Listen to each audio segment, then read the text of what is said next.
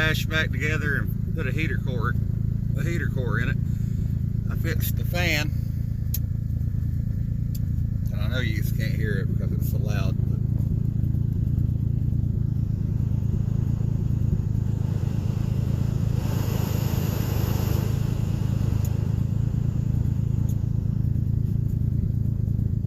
Good heat coming out, and that's on low with the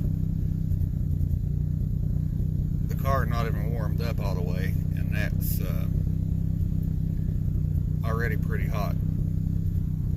The car hasn't had a thermostat in it in a long time. It's got one in it now. I'm letting it warm up to full temperature, and I want to see if the fan kicks on. Even if it doesn't, it needs to warm up really good once. You can see where I put a new heater hose on it, and that. Now that shut off. The way I fixed the heater box in this car, it's adjusted the way it is. 75 or 80% of the air goes to the windshield. The rest of it goes down to the floor. There's no cables on any of those levers because all the cables were melted. I wired everything the way I wanted it and put zip ties on that stuff. Now I could adjust it a little bit and try to get a little more air down here, but I would rather have most of it go to the windshield with a little bit of it going to the floor. It's been about 10-15 minutes. I'm letting it run. That thermostat was one that I had taken out of the engine that came out of that car, and somebody had drilled a very small weep hole in that thermostat, and because of that it's taken a long time for this car to warm up. But it didn't have one at all before, so even if it takes a little bit long to warm up, it's still going to warm up better than it was. It'll have heat within about a mile from the house. That's better than this car had for years. It hadn't had this good of a heater in a very, very long time. It honestly wasn't this good when my uncle had it. That's about so hot you can't keep your hand over it. And everything out here is burning off that motor, because that's probably the hottest that engine's been in a long time. You can see here where it's blowing moisture out of it with the blow-by, because the blow-by is going straight back towards the throttle body, and the steam is rising up. Can you see that? You see the two different clouds? And it smells really bad. The inside of that motor's got all kinds of sludge in it where it hasn't had a thermostat. He had a switch hooked up to the fan. I hooked it back up to the factory stuff because at one point in time this worked. Plus, if it doesn't, it's winter time. Mine and that one, and you can't really see it, but the other convertible usually comes on before this. They usually come on a little bit higher, a little bit lower than that. So I'm not sure that it's working. It might not be working now, and I've been searching on Google for a relay or a fuse that turns that fan on. Apparently it's supposed to switch to ground.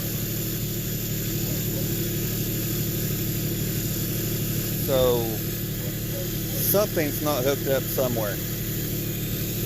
What I might do is test that, and if it's got fire going to it but it doesn't have a ground,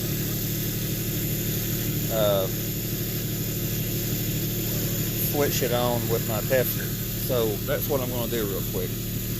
So it's got a ground running to it, but it doesn't have a positive running to it. I want to see, by letting that run until it cools down, if it cycles off.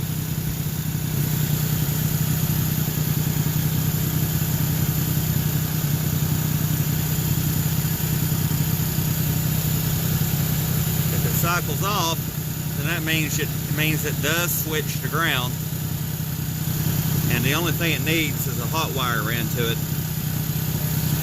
and it would work. If it doesn't shut off, then it just shut off. Alright, so that means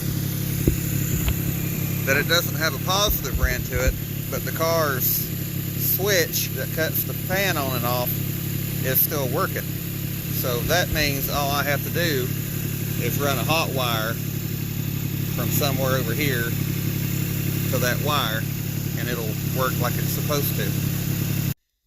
Or I can figure out where it lost connection by actually finding the fuse or whatever and fix it. That means this car is actually able to turn the fan on and off. Most of them can, but you know, 700,000 miles and stuff, occasionally things quit working.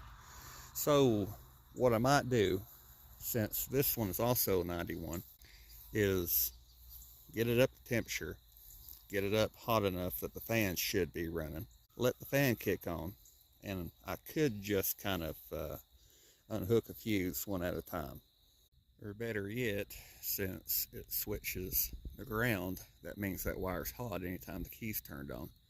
So I could just put my tester on it and unhook a fuse one at a time and see which one it unhooks. Yeah, that's a better idea, folks. Let's go that way. I don't know why, as old as these cars are, that you can't get on a forum and find an answer. These cars were not that hard to work on. It's just annoying. That's why I don't like forums. Like the same thing with the Chevelle. You can't find what you're looking for. You just find a bunch of people giving you the runaround to a question. So I mean, I could just run a switched wire off of something up here that's switched. That would work. So in this video, I showed you that I fixed the heater, and I showed you that I'm messing with that a little bit. I guess in the next Metro video we might fix that, which should require tightening up 2 bolts and putting a stud with Loctite or something back in that, or having to drill and helical it.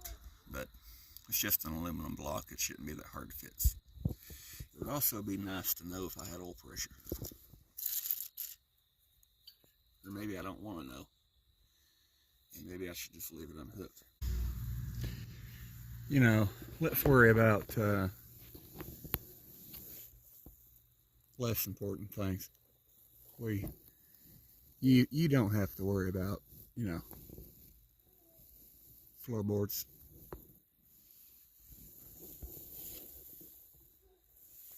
Or suspension mounts. I mean, that's still kind of there, so we don't really need to worry about any of that. We need to make sure we fix the radiator fan and the heater, and, you know, safety third. I hope you enjoyed the video. Let me know what you think, and I'll see you again next time. Until then, keep on Metroing.